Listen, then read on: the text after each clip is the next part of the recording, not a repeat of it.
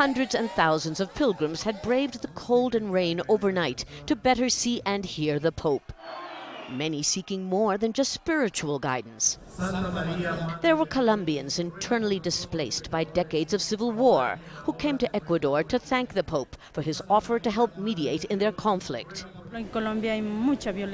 We need peace and ends to the violence.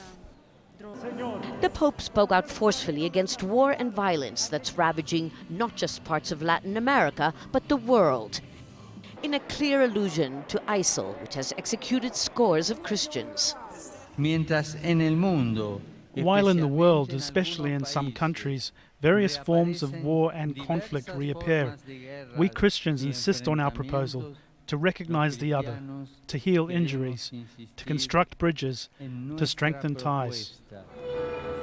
But Pope Francis also directed criticism at regional leaders, warning against personalized leadership, thirst for power, and the exclusion of those who think differently.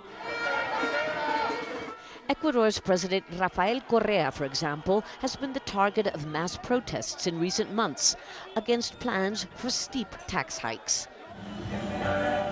And Correa's repeated attempts to show that he and the Pope see eye to eye on distribution of wealth have angered opponents.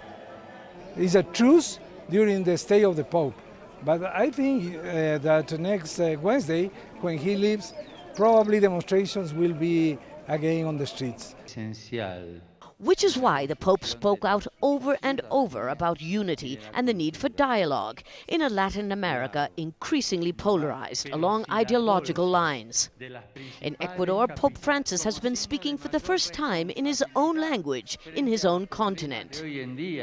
But what's particularly noteworthy is that unlike the millions who went to see the Pope during Catholic Youth Week in Brazil, a large percentage of the people here are those whom the Pope says are perpetually relegated to the periphery, the poor, the indigenous, and the old.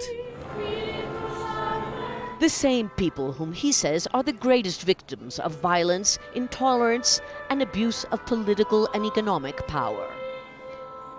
Lucia Newman, Al Jazeera, Quito.